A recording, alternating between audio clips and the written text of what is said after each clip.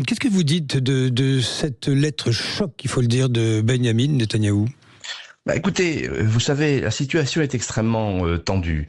Le président de la République a pris une décision extrêmement grave qui consiste à reconnaître de manière unilatérale et sans aucune condition un État palestinien. C'est incontestablement une manière de récompenser le Hamas pour les crimes du 7 octobre, mais également l'autorité palestinienne qui, je dois le rappeler à nos auditeurs, n'a pas condamné cette agression le 7 octobre et les jours qui ont suivi.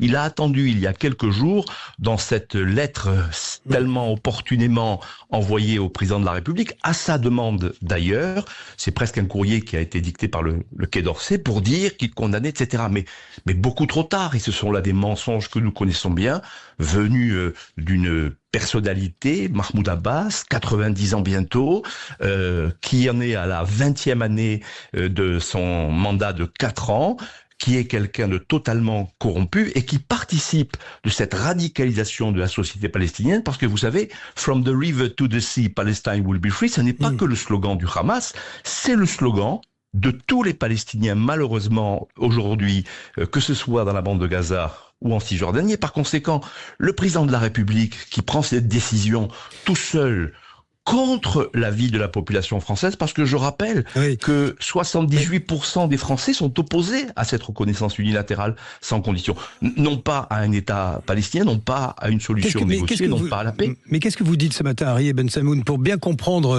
votre position? C'est la reconnaissance à terme d'un État palestinien, vous la rejetez, ou vous nous dites ce matin que ce n'est pas le moment de le faire, voilà.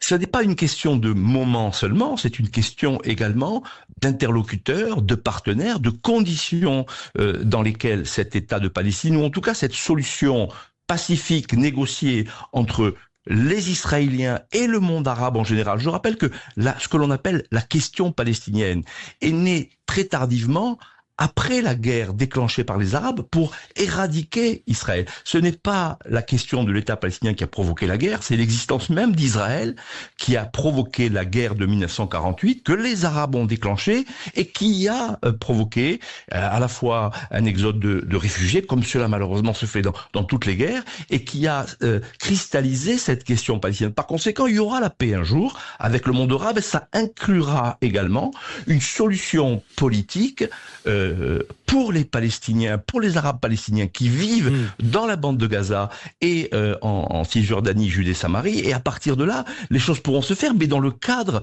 d'une négociation globale, dans le cadre d'un échange entre personnes qui veulent la paix. Vous savez, la paix ne peut se faire que si les deux parties au conflit décident qu'il faut faire la paix. Il ne faut pas l'une vers l'autre.